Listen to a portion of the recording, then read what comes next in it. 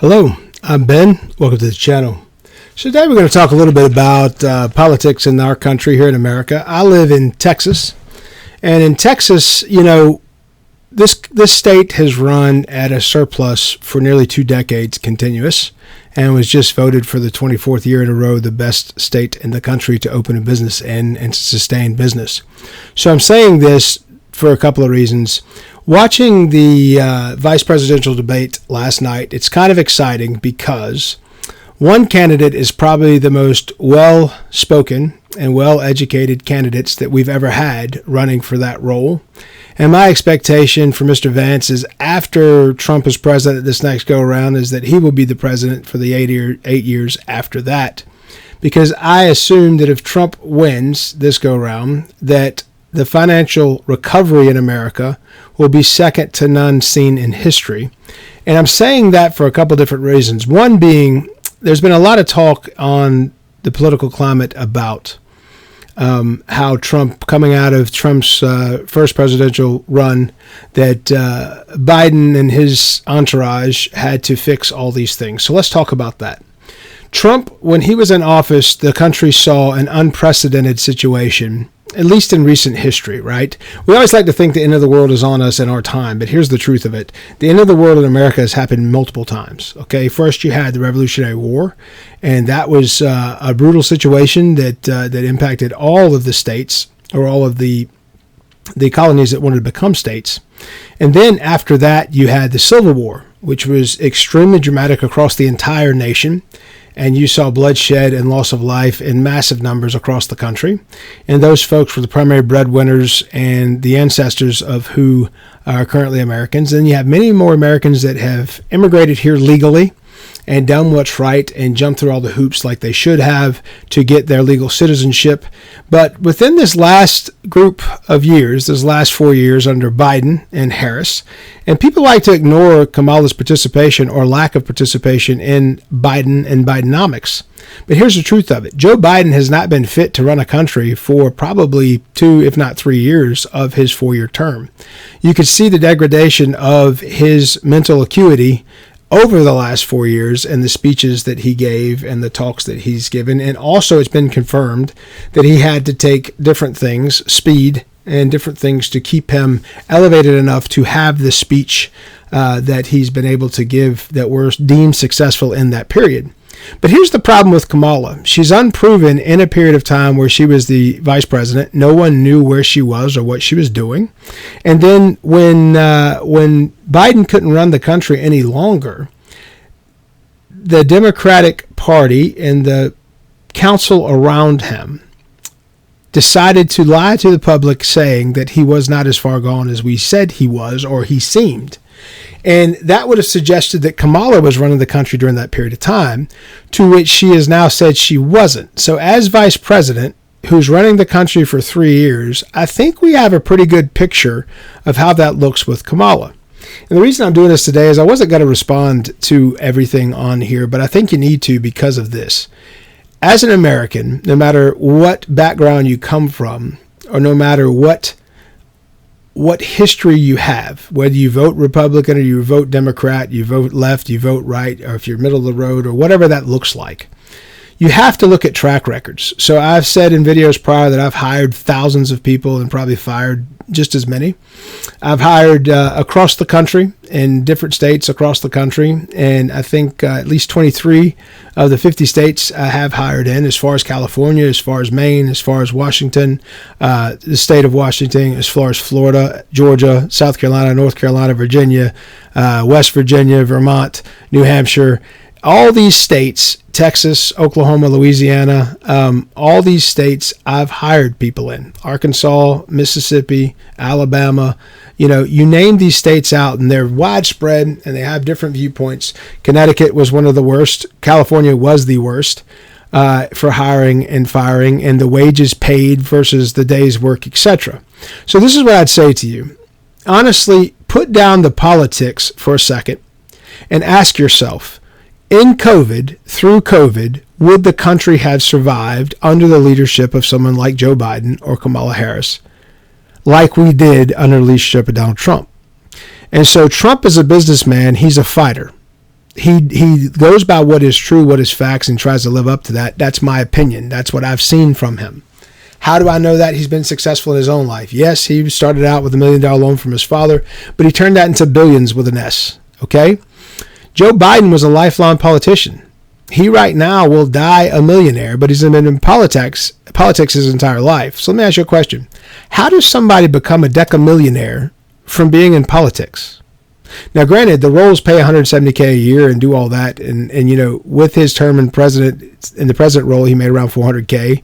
And that's been his history. So I could see him being worth a couple million, but 20 million plus, that seems suspicious. Where does his money come from? Well, then you look at his son, and he's a criminal, and you looked at what he did to protect his criminal son. So let me ask you this. And people like to throw Trump's name in the thing and say, well, he was a criminal too. He did all this against women and everything else. Majority of those things he was found not guilty in. And in this country, if you're not guilty in a court of law, then you're not guilty of that crime. And that's the purpose of the Constitution. You are innocent until proven guilty. So I'd say this to the black families, especially up in New England, around the Midwest and up around the Great Lakes, around Detroit specifically, and Chicago specifically. Since the time of Barack Obama, and Barack Obama, by the way, spent more money during his presidential run than all other presidents combined before him. Think about that. In a history that's 240 some odd years long, one man spent more than everyone, all 40 some odd that came before him. Think about that. And it wasn't called out. Nobody said anything about that. And since then, deficit numbers went from millions to billions and from billions to trillions, which was considered cartoon money just a few years ago. Okay, when you would say that someone owes you trillions of dollars. And right now we're in debt, trillions of dollars, to countries like China, who's buying up farmland across the country. Now, if you don't see what that's telling you, then let me explain. Even if you live in a city and you get all your food from a grocery store, that food originated on a farm somewhere. And if it didn't come from the United States, you're going to see what they're seeing on the East Coast and elsewhere right now in big cities. There's nothing on the shelves in Walmart and the grocery stores because all of your stuff is coming from overseas. And I say that because have built a life in a way that I can provide for myself and my family food from my property. I harvest my own cattle. My brother harvests hogs. We have chickens and get a dozen or 2 dozen eggs a week. So when the price of eggs went from $1.30 up to $7 a dozen, it did not affect my family. It probably affected yours. And if you're watching this video and you're thinking, oh, this guy's I am a constitutional Christian. I'm a Christian first, a constitutionalist second. I am a nationalist. I think America should take care of America's first before we take care of others. I think our citizens, our veterans, and our children specifically should be protected from the stupidity of politics. So let's take a look at the last 3 years and talk about schools and how that's been defamed and destroyed across the country. Benjamin Franklin once was quoted saying that only a fool would trust his children to public schools in America, or anywhere for that matter. He also said that the best thing that could happen for any family or any family life is to have a Bible and a newspaper on their table every morning. And the thought process was to read from those two to get guidance and to know what's going on and be able to tell what's true and what's not. Now, the young folks today, anybody that's 35 years old or younger, you probably don't remember when the news was the news. So back in the day, we had respected people, Charles Kuralt, Dan Rather, and a few other cats that come to mind, that gave basically the facts of situations. And the local news tried to emulate that. And then you would get facts of the situation. You would come up to your own decision around what was going on, etc. In the last 15 years, no doubt, the news has been nothing but entertainment. And it went to that in about the late 90s, early 2000s. Most of those programs would pop up and it was called news entertainment. It was not called news. So basically you started getting more input around opinions to what we have today, which is nothing but opinionated garbage. And what's really pathetic about it is that people across the country aren't realizing or aren't watching the scripts that these people are reading from. And some of that can blow you away. 60 different news stations are giving you the same story with the exact same headlines and the exact same words. If you don't think you should question that, there's a problem there. Okay? So let's look at the biblical thought process around how this is going, right? So in the scripture, it says that any government that deviates away from God brings personal and national judgment from God. The notion of a secular government is a lie. Leadership is ordained by God. That's biblical. The use of the law, which is talking about the law in Deuteronomy, when governments hold to that and heed to that, typically you see periods of success. In this country, you see periods of success. Now, did we get some things wrong? Absolutely we did. There never should have been slavery in North America. There never should have been indentured servitude. But here's the point.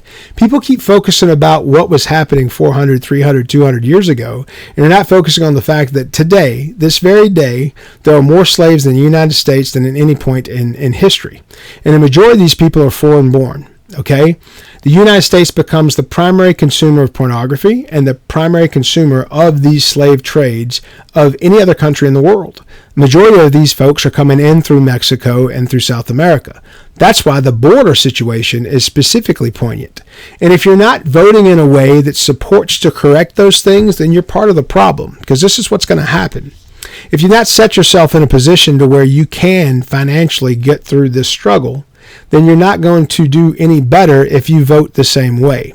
And so for anybody that's voted Democrat for my lifetime, for the last 30, 40 years, what has that gotten you? So let me talk about black neighborhoods. I've been a leader in manufacturing for decades. And in manufacturing, a lot of those folks that take those blue-collar jobs, a lot of those folks are black men and women that come from some of the neighborhoods that are poor neighborhoods. And they come in there to do their best, to earn their best, and to have good coverage for their families from healthcare, etc. And one of these things that's a resounding fact to me is the number of deaths in black neighborhoods that people aren't talking about. And voting Democrat's not helping the situation because they're giving you talking bites that don't matter. For example, I don't think any bad cop should murder anybody, period. Okay? Bad cops murder people every year. Okay, and I consider murder, if someone's coming to you with less than lethal force, then you should return that less than lethal force and preserve their life and get them through the situation. Because if they're hopped up on drugs or they got something going on or their old lady cheated on them or somebody died, that's going to create an emotional rift for those people that day. And there's no relationships in communities like there used to be, which means people have less folks to fall back on when they're going through extreme circumstances. Just today, I had an employee's female friend reach out and cuss out business partners, etc., because we were not bailing the employee out of jail. And here's the point. This person made decisions that put them there. It's not my responsibility to get them out of jail, and the suggestion that I should is ridiculous, but that's the ridiculous world we live in. Look at the WNBA, okay? The WNBA is an organization that loses money every single year. The only reason there's a WNBA is because the NBA covers the bill. And so recently you've had people talking about, well, female athletes should earn the same as males, etc., when the males' earnings are percentage-wise less than what the females are earning each year because the females have no demand. The WNBA brings in no money. This year, they've had the greatest boon in their history. And what do? They attack the very person that has been the most popular player all year. And I saw just today on a video that I watched earlier of 8 incidents where people assaulted this young lady on the court. And when somebody went back to punish those people, they said it was racism. They said it was this, that, and the other. And one of them, he said it was something about homophobic because the woman that jabbed her in the eye was gay. So here's my point. Either you believe in right and wrong, or you don't. If you're a Christian and you vote for the wrong situation constantly because of what someone tells you is a political interest, then you're messing up, because the expectation for Christians is you do what's right, not that you do what you're led to do or what you're tricked into doing. You have to make sense of the situation and try to do it in a proper way. So the use of the law and the proper belief in right and wrong, it basically makes people regulate how they respond, and there should be some fear of sin and judgment. When you have cities where people can run into businesses and steal everything and there's no consequences because now the police are only responding to murders and rape cases, you've got an issue there, because now it's not about the lack of cops. It's the lack about the citizens understanding good and doing what's right. When you have people running into a place and shoplifting and doing all that instead of working or doing whatever else they should, you're going to have what's happened in California. or in Detroit or in Chicago, where the businesses close and move elsewhere. Because it's very simple. You have a limited amount of money to invest in a business. And when you invest that money into a business, you're investing into that community. And if there's no sense of community, meaning the people of the local community are robbing from the people in their local communities, then you have no ethics there. And a business cannot operate in an unethical world. A few years ago, there was a show called Alive where they dropped people off. And these people were supposed to try to survive. And basically what happened this one season was this group of people kept stealing from this group of people. And this group of people in any other section of the world, like if they were growing up and this was the real world and there was nothing else, and to have the rule of law, these people would have defended their stuff against these other people up to and including killing them. Okay? Because that's what you do. You protect your family, you protect your resources, you protect what you've built up for years. And otherwise, it would be this constant warfare situation, which is tribal warfare, which exists. Okay? Tribal warfare is the only kind of warfare humans engage in, but we have to look at our tribe. Okay? So the United States is an extremely strong country because our tribe is so diverse. But if we as a diverse nation don't live by the same set of rules across the entire nation, then one, the nation is either too big and needs to be divided into smaller parts that can live and get to a point where they all believe in the same thing, or policing the people who have no ethics becomes unmanageable. And that's what's happened in the last 2 decades. So because of the standard of belief, if you're talking about a Christian nation, believers behave a certain way. If you're acting like a non-believer, and that's how you and your family live, then you will answer for that, either in jail time now, or in a tough economic spot because there's no jobs because all the companies leave, or after you die and you go to judgment, which the Bible says we all will stand judgment on Judgment Day. Okay? So that's what the Bible says. And then if you can't restrain sin, then you can't restrain sin in society.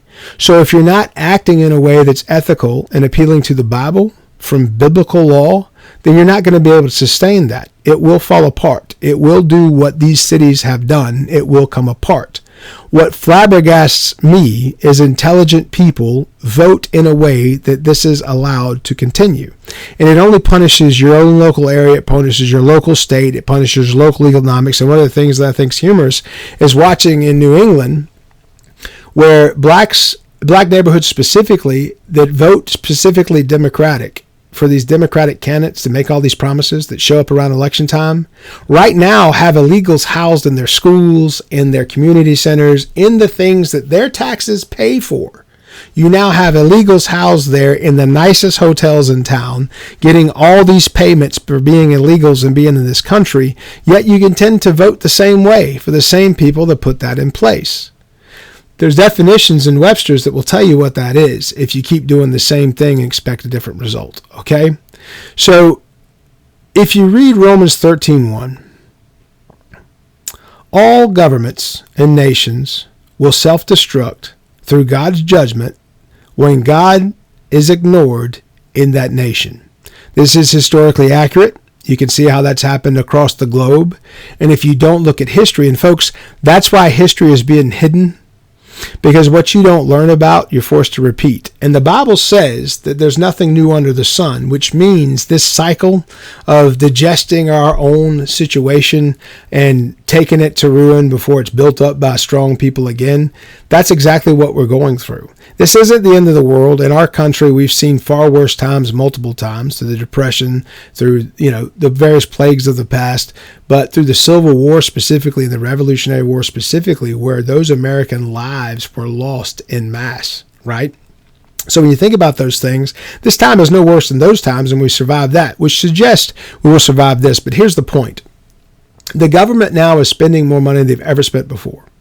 Just this past week, there was a horrible hurricane that impacted the East Coast, and it created flooding in North Carolina and in Tennessee to such a level that a lot of those places are so devastated they won't come back. I haven't seen one word from the president on that. I haven't seen the vice president there to see about doing anything. I have, however, seen Donald Trump there trying to get resources measured and brought to those people. And so here's the thing. My grandmother used to say the proof's in the pudding. Okay? Where is the outrage around these people? And that's the society we've built over the last 10 years, where people can be pathetic and useless, and they still have support just because, well, I vote this way, I vote that way. That is stupidity. And if we continue to do that, the only people that are going to suffer are those that are already suffering.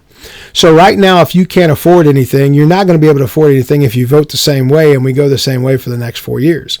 Whatever we do, whatever we decide, that's what we deserve. Okay? So the Bible is very specific about that. If you vote in a destructive way, you will be dealing with destructive attitudes and destructive situations. It's biblical. We will self-destruct through God's judgment if God's will is not followed. And that's how it works in a nation. That's also how it works in your own family.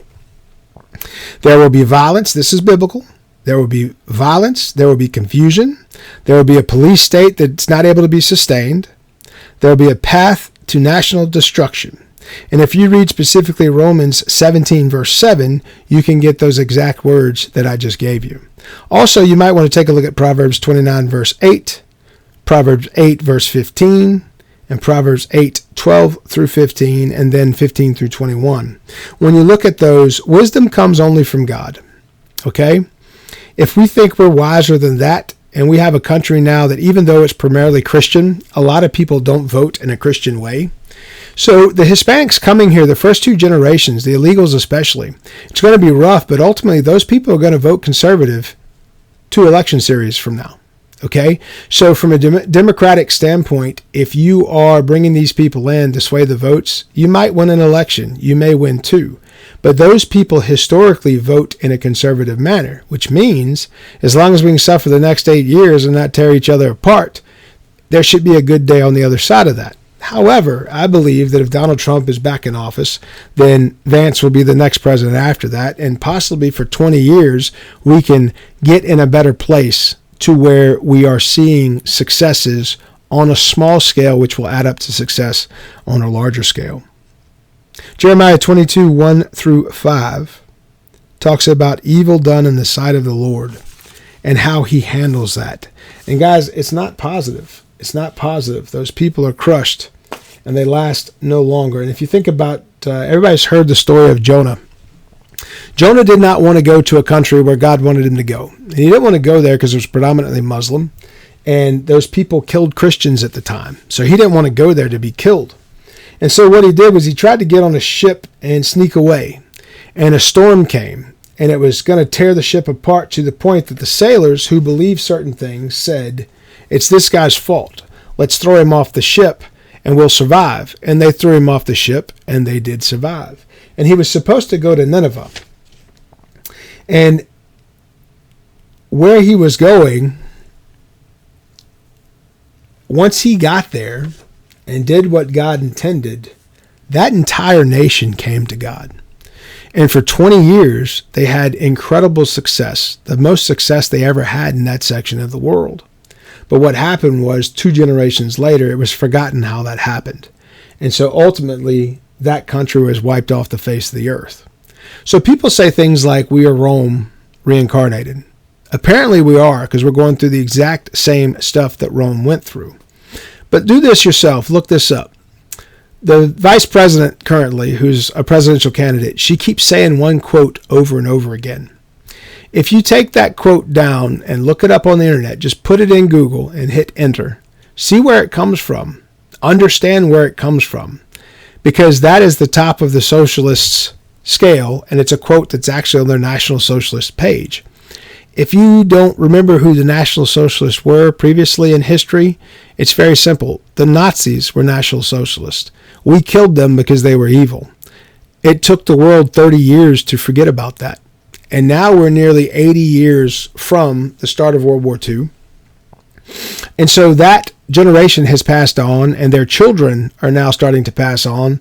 And now you've got their grandchildren, their great-grandchildren making decisions that they may not be qualified to make because they lived through a time that was prosperous and strong.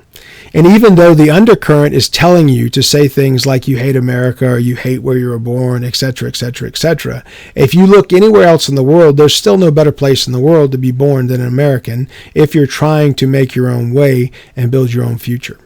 So a lot's come to mind through this, but let me tell you about my day-to-day. I started out helping some people with some healthcare concerns, and then I went to town to work at a business that I have there, and left there after some conversation. And in Texas, we have people that we call tamale ladies. And so tamale ladies will come to you and they will sell you a dozen tamales out of the trunk of their car. And typically you can get it for extremely cheap price, and it's really good food, and it's better than what you're going to get in any restaurant because some lady made this in her kitchen. And it's frowned upon, but it's a local cash-only type business situation.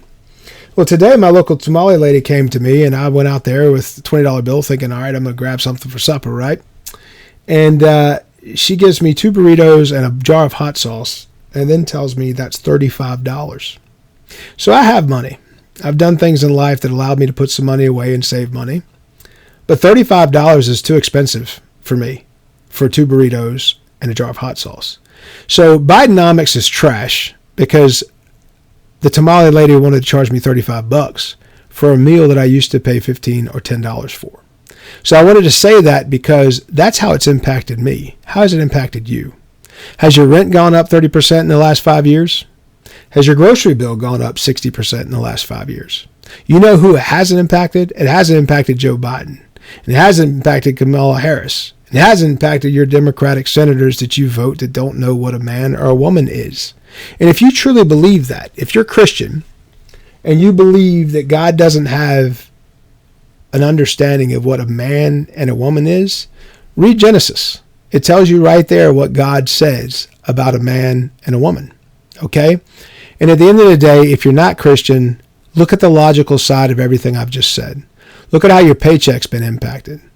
Try to decide if you can see reason to spend $7 billion a quarter on a war over there that's got nothing to do with us.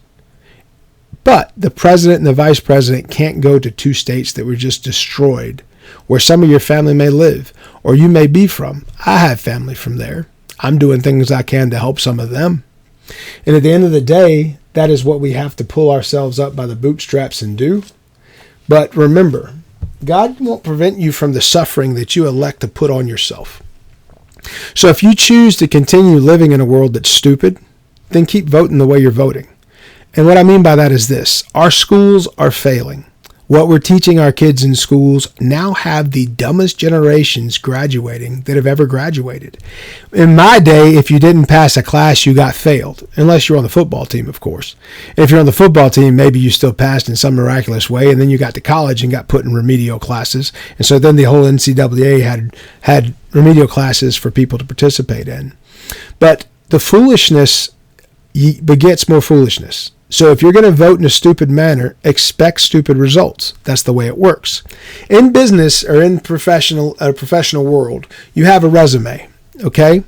When someone gives you that resume, you look at their history. But most importantly, you look at the recent history, because the recent history is going to tell you how they're used to performing recently and how should they continue performing. Because typically, performance is continued by the same person because they put the same things in place. They do the same things. They're habitual in doing things, which makes them more successful than people that are habitually not doing the same things. That's the purpose of resume. So if you had Donald Trump's resume on your screen on your computer, and you had Kamala Harris's resume on your screen on your computer, what would be the difference between the two? And then let me ask you a question. Say you had to hire one of them to take care of your kids. And let's say their results or how you were planning on taking care of your kids and how successful your kids would be. Who would you hire for that job? Because that's what you're doing. Okay? The things that these politicians are doing are just going to impact the lives of your children, your grandchildren, your great-grandchildren. And if we don't get to a point where we put limitations on all roles in government, where there's term limitations to and out in all roles in government, we will continue this process for the next 100 years. And ultimately, most countries fail by year 247. If you look back at all modern civilization, specifically Western civilization, all countries fail by year 247. America is 247 years old this year. Okay, so think about that. The numbers don't lie. The history doesn't lie. It is what it is. That's how I make decisions in business. I don't do it based on emotion. I don't do it based on how I feel. I do it based on the history and the record. That's why P&Ls are important. When people look at profit and loss statements, the biggest benefit that comes from a P&L is you can see what the monthly expenses are, and you can see the trends. And those trends tell you what months you're going to spend more, what months you're going to spend less, and what months the money's going to come in, and what months the money's not going to come in. That's called seasonality. If you look at this season, and I'm talking about the last 4 years of a president, and you truthfully look at the performance, how could you reelect anybody involved in that? And then let's go to the Trump situation. If you hate Trump, but as you look at the cabinet he picks, he's picking people that are best in their field. Not somebody that slept with somebody a little while ago and decided, hey, they'll do what I tell them, so let me put them in the spot. That's the kind of person you want running a country. And look at how many Democrats now will serve on his cabinet. He's now put in leadership roles. Why? Because they believe correctly and they think smart. They may not agree with him, but they're smart people. And you want to put the smartest person in the role you possibly can. If you choose not to, then you're back to what the Bible talks about in suffering stupidity. Stupid people get stupid results, and that's what you bought. That's what you paid for. So you have to suffer what that looks like. I don't have to buy eggs at $7 a dozen. I have chickens that produce plenty. And when they stop producing, we harvest the chicken. So I'm not paying $8 a pound for chicken either. So think about that. How is your family going to do in the next 4 years? What do you think about that vice presidential debate? Do you think Vance, who's mostly moderate but has reasons and suggestions that he can list out and speak very eloquently about? Or do you believe the other guy who doesn't believe half of what he's saying? Or do you believe someone like Kamala Harris that has an earpiece in her ear with people telling her what to say? Do you think the most powerful role in the world should go to somebody that has to be told what to say? Or somebody that's just a puppet while the other people are running the show behind the screen? Think about those things. That's what's on top of mind for me today. If you like content such as this, please subscribe. Please like the video. Please share if you think that would be useful to some of your folks. I'm Ben. Be good.